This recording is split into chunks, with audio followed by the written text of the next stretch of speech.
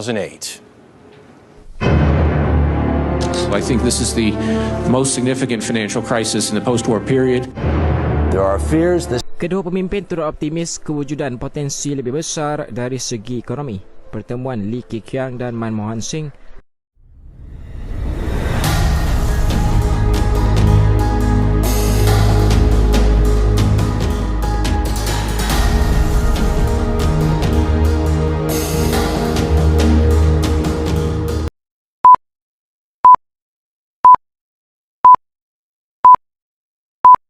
Assalamualaikum warahmatullahi wabarakatuh. Salam sejahtera, salam Malaysia Madani. Baiklah, saya Muhammad Hafiz Megar Anwar, antara ahli kumpulan bersama-sama dengan Nurul Izzah binti Abdul Zamani. Akmal Saifuddin bin Hamsani akan membincangkan mengenai isu semasa dan cabaran masa hadapan. Tugasan 1, persembahan. Baik, ini adalah antara ahli kumpulan kami. Baik, untuk pengenalan, krisis ekonomi Asia tahun 1997 yang menjejaskan hampir seluruh negara ASEAN menjadi pengalaman yang sangat berharga dalam mendepani kemelesetan pada tahun 2008 dan 2009. Peranan kerajaan Malaysia dalam memulihkan ekonomi dengan memberikan berbagai rangsangan ekonomi sangat membantu dalam mengurangi beban rakyat. Kemelesetan ekonomi global pada tahun 2008 dan 2009. Kemelesetan ekonomi ini bermaksud penurunan mendadak aktiviti-aktiviti yang bersangkutan dengan kewangan sesebuah negara. Kemelesetan ekonomi pada tahun 2008 merupakan setahun krisis ekonomi yang paling terbesar dan luar biasa, menunjukkan penyebab kepada berlakunya kemelesetan ekonomi secara global. Baiklah, secara amnya, kemelesetan ekonomi berpunca daripada pinjaman bawah standard, juga dikenali sebagai subprime loans, terhadap harga rumah di Amerika Syarikat. Jangkaan bahawa harga rumah akan meningkat menjadi pudar apabila bank pelabur, yang merupakan kumpulan pelaburan yang bankrupt apabila pembeli rumah yang tidak layak untuk meminjam kepada mereka tidak dapat membayar hutang mereka. Akibatnya, bank menanggung kos yang tinggi. Manakala harga rumah semakin berkurangan kerana sebilangan besar peminjam kredit rumah tidak dapat membayar dan akhirnya memilih untuk menjual rumah mereka. Keadaan ini terus merebak ke pelbagai badan kewangan yang lain yang terlibat dalam urus niaga kewangan, termasuk perdagangan saham kebanyakan bank pelabur. Gejolak kemelesetan ini kontijen menular dengan pantas ke seluruh dunia kerana kecenderungan bank dan institusi kewangan yang saling bergantung. Baik, seterusnya kita beralih kepada sebab-sebab berlakunya krisis ekonomi global. Yang pertama ialah lambakan hutang. Kebanyakan hutang yang tidak berbayar menyebabkan institusi kewangan Amerika Syarikat tidak stabil. Lehman Brothers, bank pelaburan terbesar di Amerika, juga turut muflis. Selain daripada itu, keterbukaan ekonomi terjejas. Ekonomi sesebuah negara tidak seharusnya terlalu tertutup. Kuasa membeli rakyat perlu dipertingkatkan untuk mengurangkan krisis ekonomi. Seterusnya, kecairan mata wang. Kecairan mata wang semakin ketat. Banyak bank mula takut untuk memberikan pinjaman bagi tujuan hartanah dan perumahan. Dan akhir sekali, industri hartanah merundum. Harga makanan dunia semakin meningkat, menyumbang kepada krisis ekonomi ini. Beras dan tepung yang merupakan bahan makan utama diperdagangkan di bursa saham untuk mendapatkan keuntungan yang lebih besar. Kos makanan semakin meningkat dari semasa ke semasa akibat rantaian makanan yang terjejas, kesan daripada pemanasan global. Baiklah, kita beralih kepada kesan kemelesetan kepada Malaysia. Yang pertama ialah inflasi meningkat. Malaysia mengalami peningkatan inflasi sebanyak 7.7% berbanding keadaan sebelum ini yang hanya 2.0%. Imbangan pembayaran terjejas. Pekerja asing menghantar sebanyak 18 bilion ringgit ke negara asal. Jika tidak dikawal, ia akan memberikan kesan kepada imbangan pembayaran, nilai ringgit dan juga rezab negara. Selain daripada itu, pengangguran meningkat. Sebagai contoh, sektor elektronik dan electrical (E&E), kira-kira 15 hingga 20% daripada pekerja dalam industri akan kehilangan kerja. Kemudian, KDNK negara dan kadar ekspor berubah. Pada akhir 2008, kadar KDNK negara mengalami penurunan sebesar 0.1%. Tingkat pencapaian ekspor mengalami peningkatan sejumlah 14.9% pada Disember 2008 dan 28.3% pada Januari 2009. Baiklah, kita beralih kepada langkah-langkah kerajaan dalam mengatasi kemelesetan ekonomi global.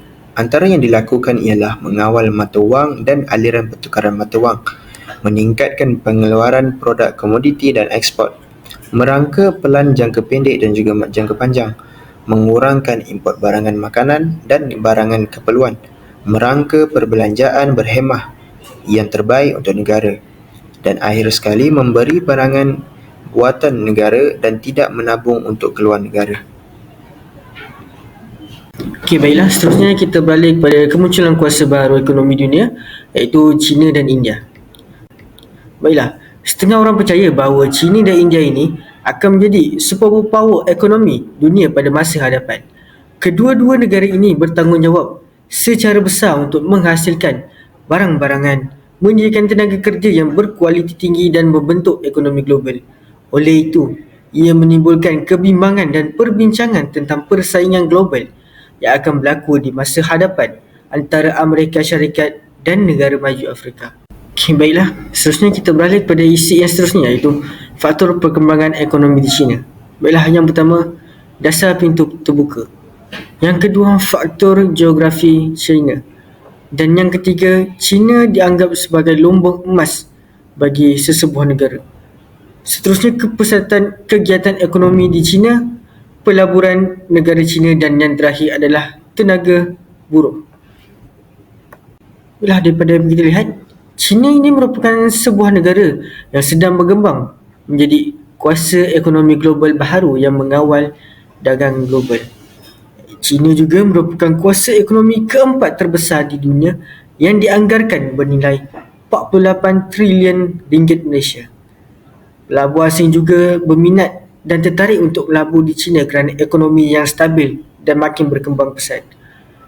China juga mempunyai keupayaan untuk menghasilkan produk berskala besar pada kos yang berpatutan dan berdaya saing serta berkualiti tinggi. Ekonomi China juga dikatakan berkembang pada kadar 10.2%. Okey, baiklah, persoalannya, di manakah dan sejak bilakah ekonomi China ini berkembang sehingga sekarang ini? Baiklah, sejak pemerintahan Deng Xiaoping pada tahun 1979, pada masa itu ekonomi China telah mengalami pertumbuhan yang pesat. Pada masa itu juga munculnya kapitalis China menyebabkan pertumbuhan pesat dalam bidang ekonomi. Perusahaan asing, kemakmuran pengguna, fabrik ekspor, bursa saham, syarikat saham turut menyumbang kepada peningkatan ekonomi terbabit. Okey, baiklah. Perkembangan negara China ini terbagi kepada 3 tahap, iaitu pada tahun 1979 sehingga 1990, dan seterusnya pada tahap kedua 1990 sehingga 2010, dan yang terakhir adalah pada 2003.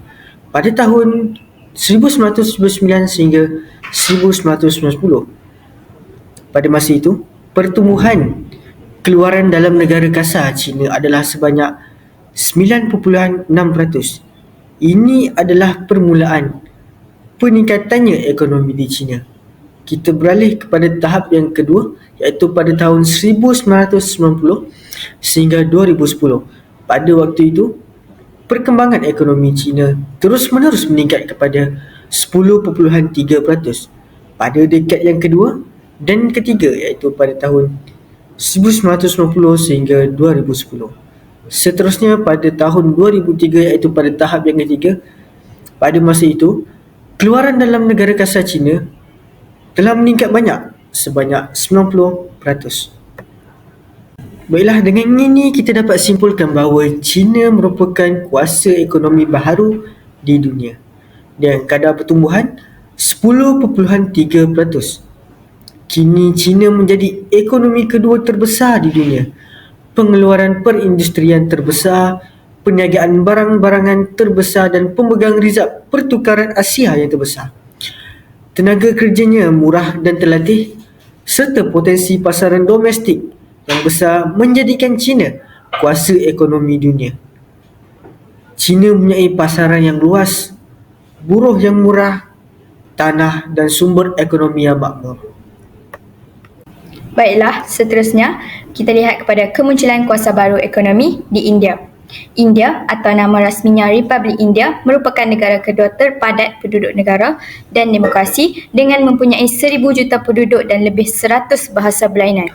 Ekonomi India juga dilengkapi dengan tenaga kerja sebanyak 509.3 juta, iaitu daripadanya 60% daripadanya pertanian, 20% daripadanya dalam bidang perkhidmatan dan 12% daripadanya dalam bidang perindustrian.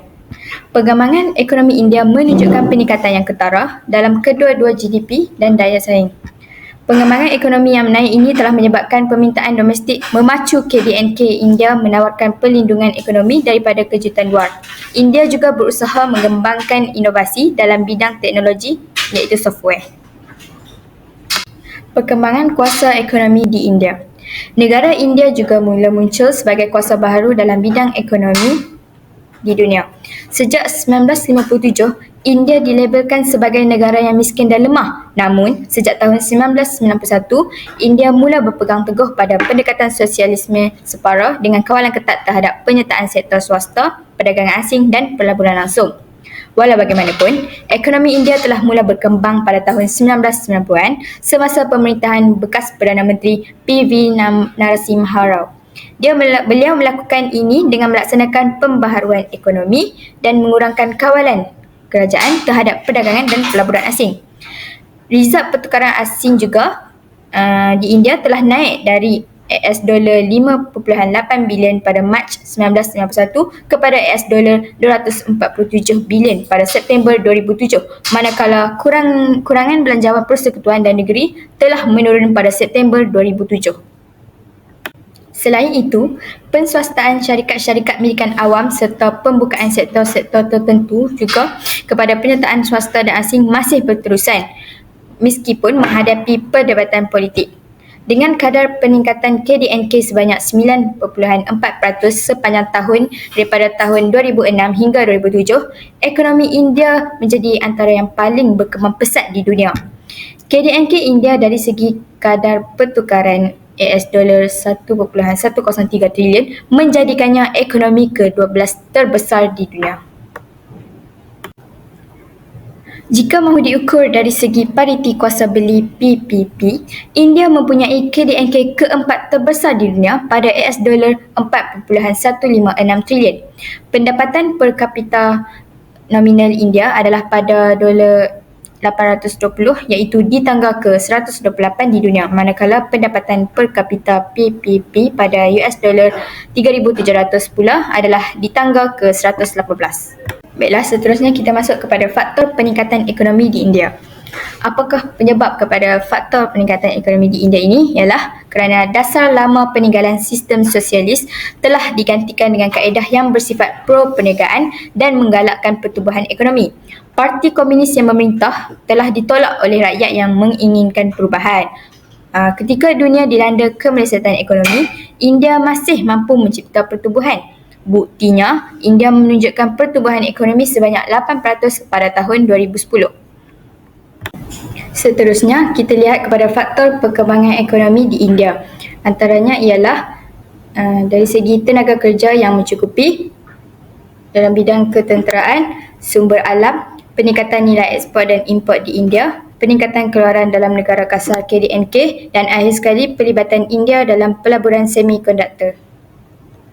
Baiklah, perkembangan kuasa ekonomi di India dari segi tenaga kerja, sebanyak 509.3 juta orang bekerja di India, 125 daripadanya bekerja dalam bidang perindustrian, 28% bekerja dalam bidang pertanian dan industri berkaitan dan 60% bekerja dalam bidang perkhidmatan. Seterusnya, dalam bidang ketenteraan, ekonomi India berkembang seiring dengan kemajuan ketenteraan negara itu. Negara India mempunyai sistem pertahanan yang kukuh yang menghalang sebarang kuasa luar daripada menggugat kedaulatan negara itu. Sumber alam semula jadi seperti arang, biji besi, batu kapur dan petroleum di India menerima permintaan yang tinggi dari negara lain. Sisa peternakan pula digunakan dalam penghasilan gas metana, seterusnya diproses untuk menyalakan lampu dan memasak air. Seterusnya, dari segi pelibatan India dalam pelaburan semikonduktor, menurut laporan Reuters 2021, kerajaan India juga terlibat dalam pembinaan semula industri semikonduktor global, iaitu daripada Mahapatra 2014. Oleh itu, kerajaan telah membelanjakan kira-kira 10% bilion atau dalam kata lain 42 bilion ringgit untuk memberikan subsidi kepada syarikat yang berhasrat untuk meningkatkan penawaran dengan membina fasiliti pembuatan semikonduktor di India. Seterusnya, dari segi peningkatan keluaran dalam negara kasar iaitu KDNK, negara India mengalami peningkatan keluaran dalam negara kasar KDNK sebanyak 9.4%. KDNK India dari segi kadar pertukaran AS ialah $1.103 trilion dan ini menjadikan negara India sebagai negara ekonomi ke-8 terbesar di dunia pada tahun 2018. Akhir sekali, dari segi peningkatan nilai ekspor dan import di India, pada tahun 2006 nilai ekspor India dianggarkan berjumlah $112 bilion dan import pula sekitar $187.9 bilion. Antara import yang paling utama yang digunakan ialah tekstil, barang kemas, hasil kejuruteraan dan perisian. Sekian sahaja daripada kumpulan kami. Terima kasih.